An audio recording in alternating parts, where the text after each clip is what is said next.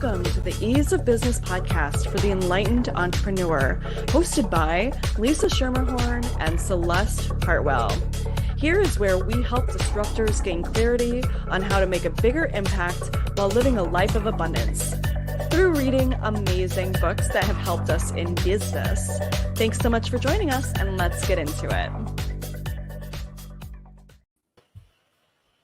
Hello to our inaugural podcast for the Ease of Business podcast. Now, if you have watched the Ease of Business, or if you know me at all, you know that this podcast actually soft launched with a couple episodes last year.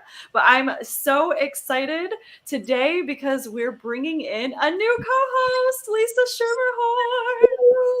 Schermerhorn. Welcome. Thank you. I'm so honored to be part of this, Celeste. Thank you so much. Yeah, you're so welcome. I'm so excited that you said yes to this, Lisa. And let me just say, I actually talked to many people about this particular co-hosting role. And when I like to tune into the podcast, it is its own project. It has its own life force. And it was like, Lisa. And I was like, okay, let's do this. So thank you so much for stepping in and being on this journey with me. And I'm really excited. Well, thank you. I'm thrilled. And you know what? The more we talk and the more we get to know each other, we just have a lot of similarities, and we're very much of like minds and seem to share the same values. And that's always been really important to me. And when you work with someone who has those same values, everything just feels easy and effortless. It's almost like we finish each other's sentences, and every time we have an idea, it's like we both just jump on it and make it better. I love it. And this has already been such a magical experience, like coming up with the branding, figuring out the music, and just like having a lot of fun. It's been fun to work on this with you so far, and I'm so excited to see where this goes. So with that, our format for today, anyone who's watching us live on YouTube, on the Facebook page for the Ease of Business, or listening to us audibly on all the places that podcasts can be found, we're going to do like a little bit of an reintroduction, a little bit of an interview style between Lisa and myself. We're going to be asking each other some questions, and then we're going to introduce the next book for November that we're going to be reading. Spoiler alert, maybe we've read it a little bit already, but you can read along with us. And then our intention is to do this particular podcast live on the third Tuesday of every single month at 7 p.m. Eastern, live on YouTube, live on Facebook business page for the Ease of Business podcast, so that if you want to come in and have a conversation about the book and make this kind of like a book club, we would love to do that, because it's so much more fun to like talk to people and have a conversation. And here's the other thing. You can kind of use it as like cheat sheet to see if it's a book that you even want to read, because you don't have to read it. You could just get the cliff notes. That was the word I was thinking about, and just get the gist of it. And then maybe that's enough. So you can join us either way. And we're just excited because I know for me, I've had situations in my life where books have really been really transformative in my life. They've been so important. And I love sharing ideas with other people. And I love that. And unfortunately, I share too many of my books, and then I can't find them when I want to go back to them. It's okay. We're going to have all the books by the end of this podcast run. Yeah. So let's get into the interview section a little bit. So Lisa, I'll kind of ask you the questions, and we'll have a little bit of conversation, and then you can dive in and ask me the questions, and we'll just have a conversation. So tell me a little bit about your business, as we are the Ease of Business podcast. Like, what transformation do you love to help your clients get? Oh, one of the things that I am really good at is figuring out what the root cause of what people's greatest wounds are. And then helping them reframe it and realizing that that is also their greatest gift. Because no one knows that issue better than you do. If you've been depressed, no one else has been as depressed as you are, and you've been through that, and you know what it's like to crawl out of that hole. And so as it's your wound, it's also your gift. Now, some of the things that happen are people will identify that with that wound and they don't know who they are without it. Mm. And that can be a major struggle for people to really unhinge themselves from that, from identifying with that. So I have all of these tools that I've been studying over 20 years that get to the subconscious mind, the part of you that knows everything about your life, knows everything that's happened. Because if I were to ask you to go back to a time when you were 5 years old and remember what happened, you may not remember. But if I'm talking to your subconscious mind and I say, take me to the root cause of Celeste's depression, boom, instantly, we're going back to maybe 2 years old or even into the womb, Mm. which I find so fascinating. But there's so many tools I've studied. Neuro-linguistic programming, also known as NLP. I've studied hypnotherapy. I've studied energy medicine. I'm a certified Y coach. I'm one of those people who can't stop learning. And what I really love doing is helping people become in alignment with who they truly are and acknowledging and owning their gifts, because many of us have shame around our gifts because we Mm. don't own them. We don't understand that there are gifts, because when we do something that's easy and effortless, then it doesn't feel like work and you assume that everyone else can do the same thing. And when we realize that that's our superpower, we can own it and get aligned, and it boosts your self-esteem so much, and it helps you realize that the work you're doing is either what you want to do or not what you want to do. Mm. I love that. And I just have a couple notes about this. So, one, you actually helped me figure out what my why, which was to simplify. I just naturally simplify things for people, like very complex ideas, like taking them down into bite sized chunks so people can kind of like gnaw on them and get them. And it was such a huge realization to me that this is something that I do naturally, and I wasn't giving myself credit for it. But I do it so naturally, right? Like it is a way of living for me. And when you like brought that to light, it was super helpful. And the other thing that I really wanted to say about your work is that I remember, so if a listener or a viewer is not familiar with neuro-linguistic programming, it is a healing technique. It's about the use of words and really like going into the mind. And I know that a lot of people use this modality in a very manipulative way. Mhm. And so it's something that when someone says I practice NLP, I get a little bit tight in my body and I get a little bit on the defense and I go, "Ooh, what are they going to try and do to me?" Right? Like I just naturally, and part of this is from experience, lived experience with people who have used emotional manipulation with the use of NLP in sales tactics and all of that type of thing. So it's legit. My trigger is legit. And I remember when I met you, Lisa, and you said, I do NLP. I didn't have that feeling in my body. It was like you were automatically someone that I knew that I could trust to do that type of work with, or like any of the healing work that you provide, because I just, your energy is so in such a pure space.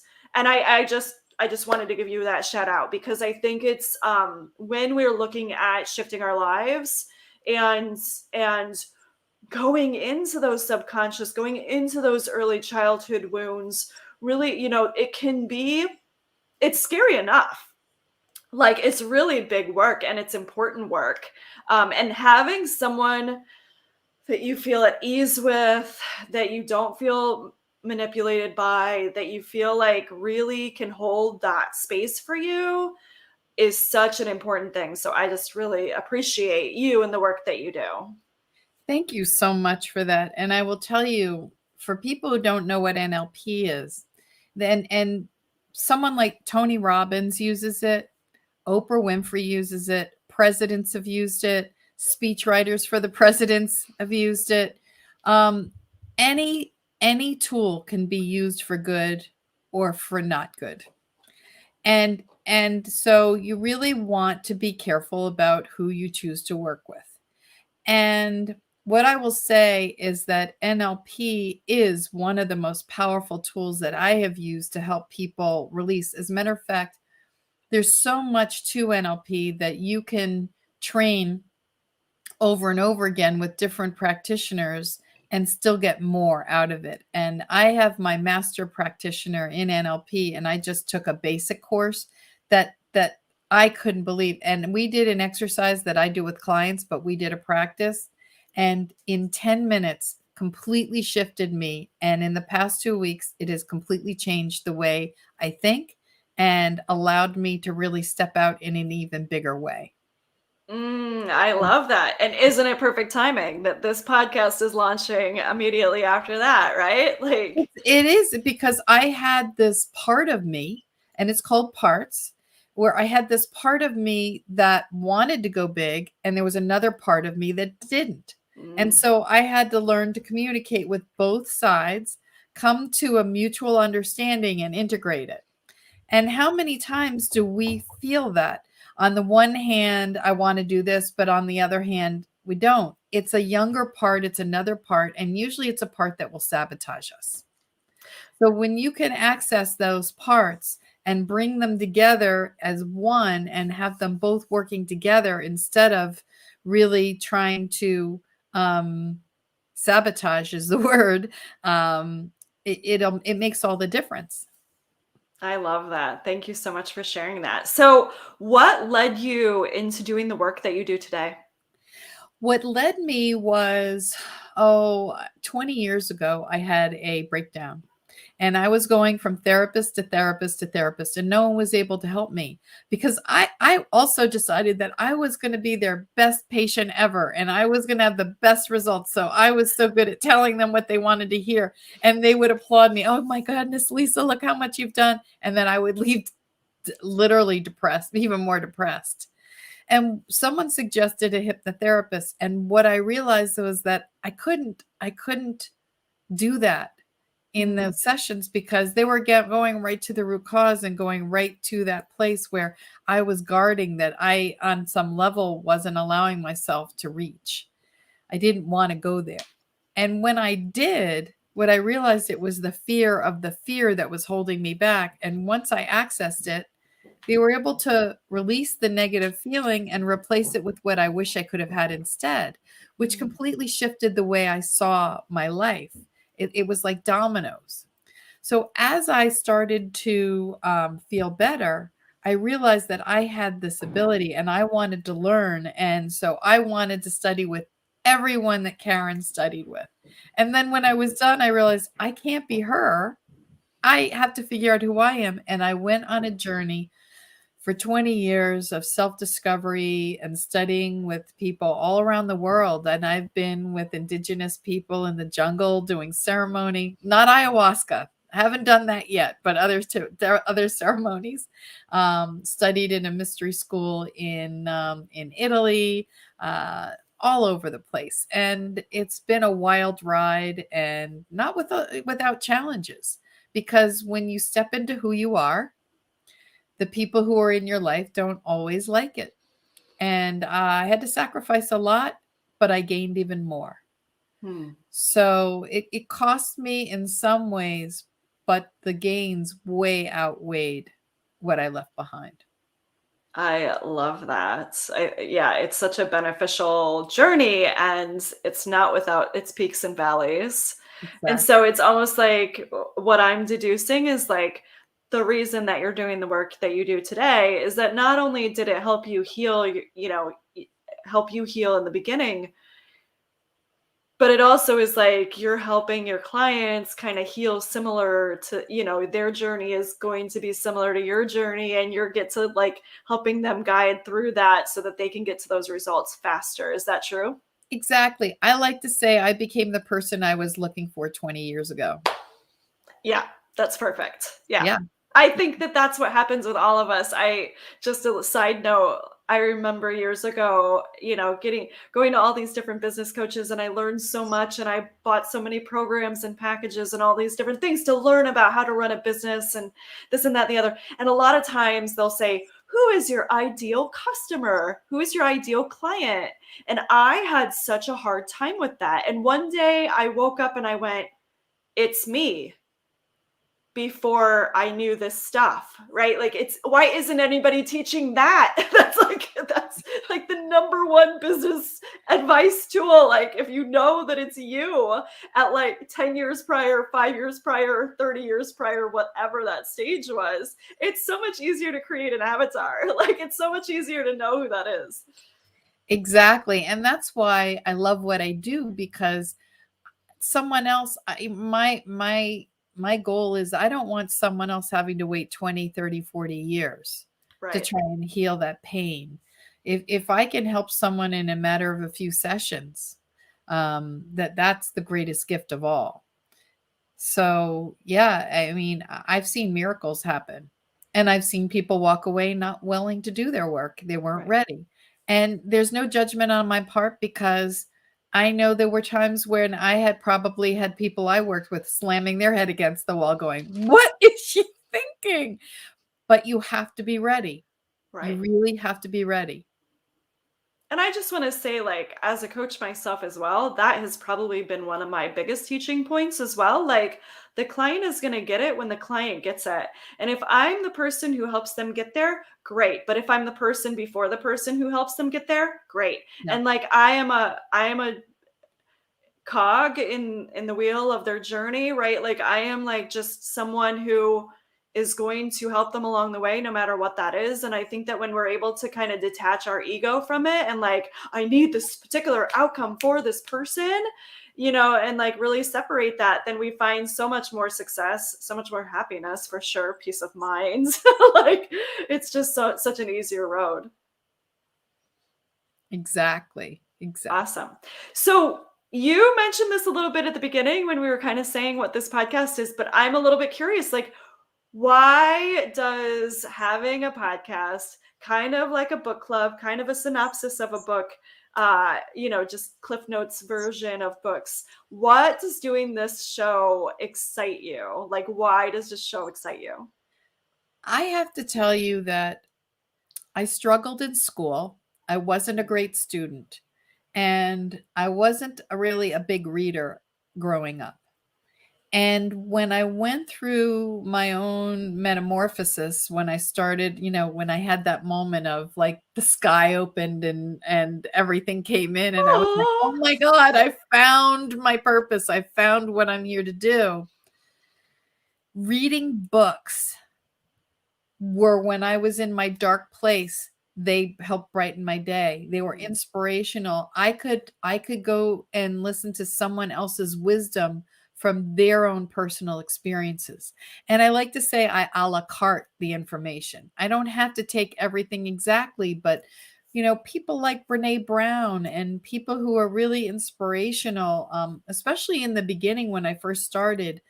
Someone said to me, "Lisa, you've got to stop reading. You're like out of control." I couldn't, every book I could get my hands on. And even my son said to me when he was in high school, "Mom, what would a perfect day look like to you?" And I said, "Going to the beach with a bunch of books." He's like, "Man, Mom, you need a life."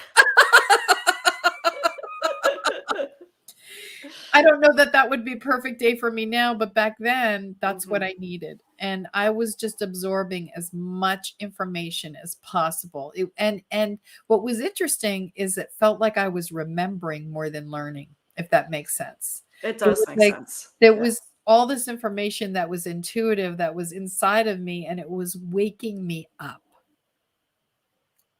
I love that. Yeah. I love that. Thank you so much for sharing. Thanks for introducing yourself so thoroughly.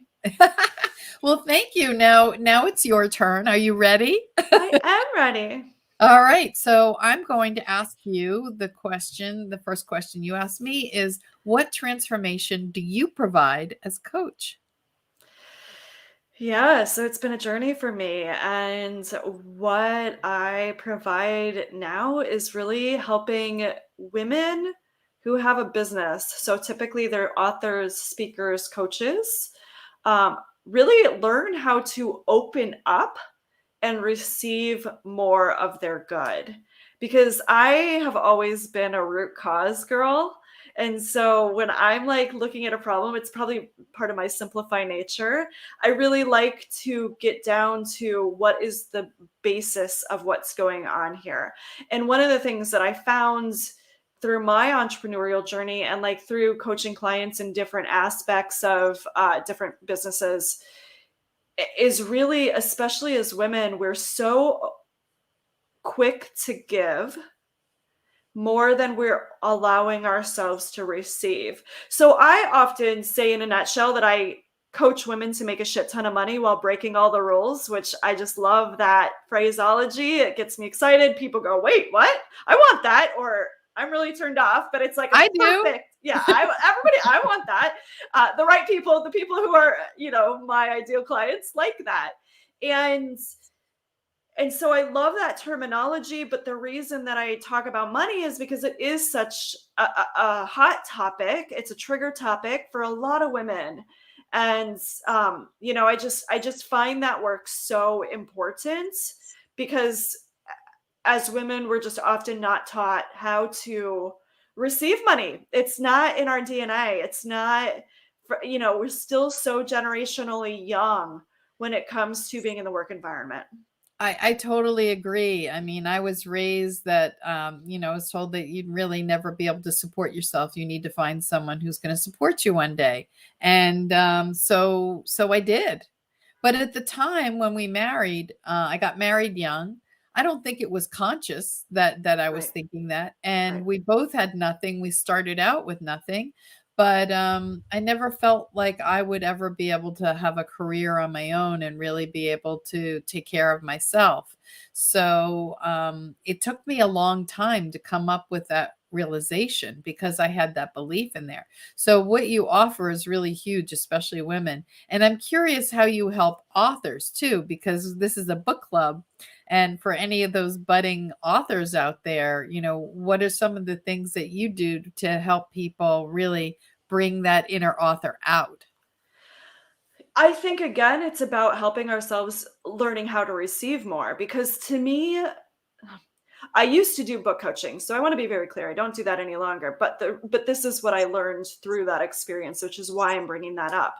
Is that our ideas, our projects, I talked about it a little bit at the beginning of this show, our podcasts, anything that we desire to do has an energy and it has a life force of its own already as soon as we think about it. It is like already a living, breathing being. It's already a finished product. So if I think, oh, I really want to write a book about XYZ, the universe is like, yeah, and here it is, right? And so part of like opening up to receive is opening up to receive the intuition for that book, the time, the space, the like whatever that is, right? And so to me, receiving, yes, it's money, yes, it's abundance, yes, it's love and it's joy and it's like all of those things and peace and calm and like serenity, but it also is like, what is my inner knowing? Because I think like for me, when I started my business journey, I listened to a lot of other people who had great ideas and the things that they taught worked for them, but they did not work for me. And there's a reason why. It was not in alignment with me. So I just really, and I had to learn, how do I open up to receive more of what I'm here for and not what Sally's here for? You know what? You're so right. And I think that when you are aligned, then you have a better idea of what kind of coach you want to work with or who you want to be with, and even who your avatar is, who you want to work with. And it takes a lot to know who you are. Can I It's a just lot of say work. something really quickly though? Like, Sure. I am spiritual as fuck and I am woo woo and I love to use the word align, but sometimes I think I used to get really tripped up over that terminology. So I always like to, for the listener, like define what does that mean? And to me, it's very simple, right? My thoughts match up with my actions. Yep. Simple as that, right? Like my thoughts, if I think I can write a book, I think I can write a book. I'm not also saying I can't write a book. I think I can write a book. I can't write a book. I think I can write a book. I can't write a book, right? Then I'm ping-ponging back and forth. But I'm going, yeah, I can write a book. Of course people want to hear my book. Of course people love me already. They want to buy my book. Oh my God, I know that this book already exists. This book is just waiting for me to tap into it. I can write this book. All I have to do every morning is just close my eyes, put my hands on the keyboard, and the book is going to come through. I know that. And so then I'm going to set up the time to close my eyes, put my fingers on the keyboard, and do that for 20 minutes every day, or whatever that is, right? Like whatever that is. But also making sure that my thoughts are continually in alignment with that goal. My thoughts are pro that goal, right? You are so dead on. And I'm going to tell you a quick story. I bought a desk and it came in a little box and it was all in parts and I had to put it together. And there were so many parts that I was in complete overwhelm. And then I just literally sat down and said, Lisa, you're really smart. You love to do puzzles. This is just a puzzle and you're going to master it. And I suddenly sat down and I did it. And there's a part missing. So I had to call the furniture company to get the part that's missing.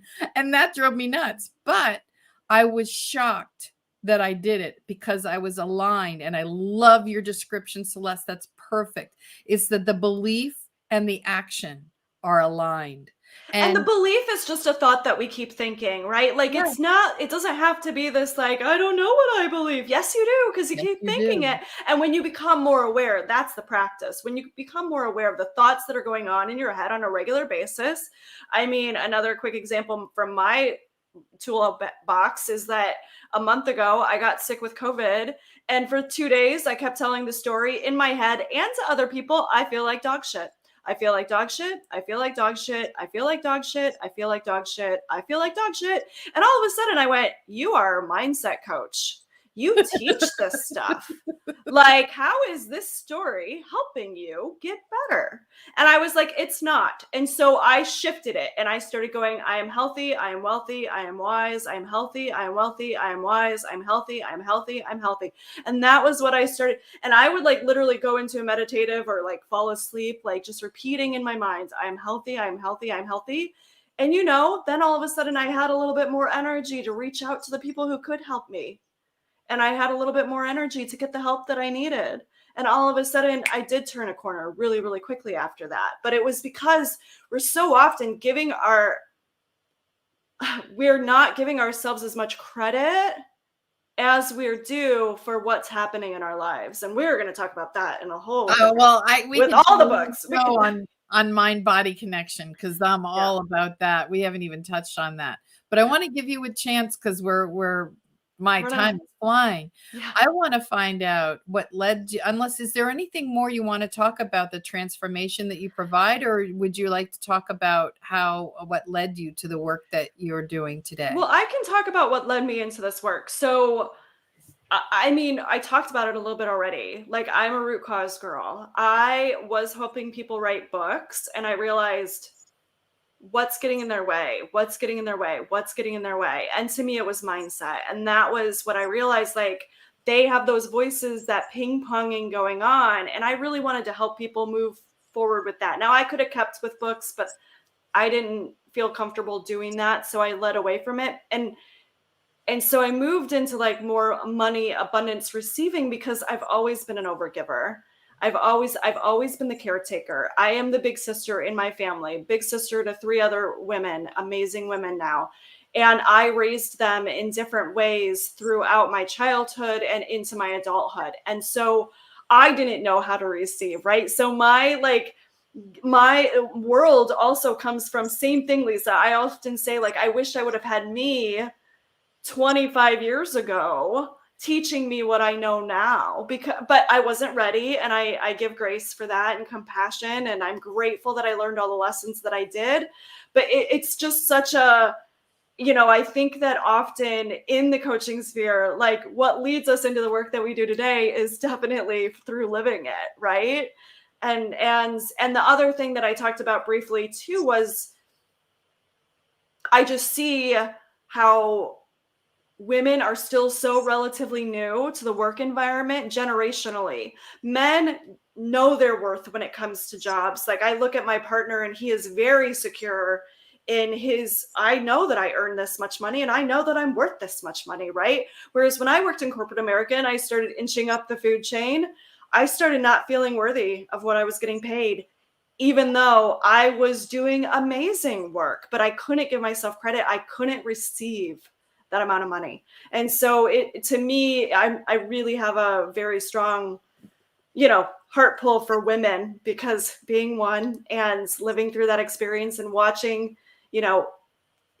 even some women in my family having a difficult time with their worthiness around money and joy and self-care and things that they desire, it's something that I really feel strongly about shifting for women.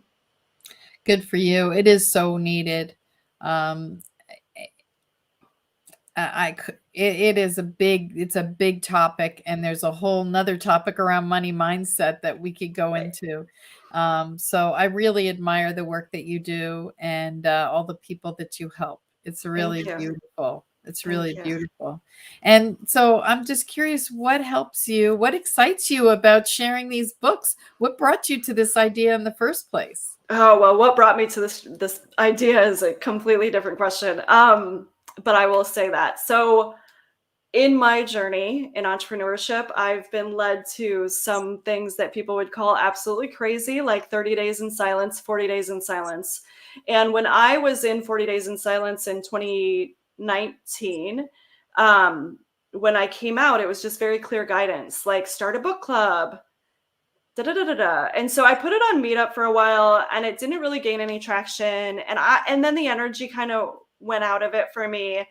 And I said, if this book club is supposed to be, it will come back. I just believe that if this idea really wants me, then it's going to come back for me. And so I released it. And then a couple months later, it was like right back in my head. And it was like, come on. And I always say they tap you on the shoulder until you'll take them by the hands and they lead you. And then I said, oh, it's a podcast. It's a podcast. And so that was when I realized, like, yeah, and I love books. Like, I mean, it might be a little bit embarrassing to talk about the number of books that I blow through in a week. Like, it's a lot. And a lot of it is Audible. I do much better with Audible, but often I'll buy the Audible and then I'll have to have the hard copy, or I'll buy the Audible and then I have to have the Kindle, and I have multiple versions of some books, like all the places. And I am blessed that I was able to create a library in our home in a spare bedroom that's no longer being utilized by a child who's now an adult. And I love books, and I always loved to read and write. And I started writing, when I was 13 years old, as a way to express emotions that I wasn't able to express other ways in my life. And so reading to me is just, I love to learn. Like, I love to learn, and I love sharing these books because I think that they're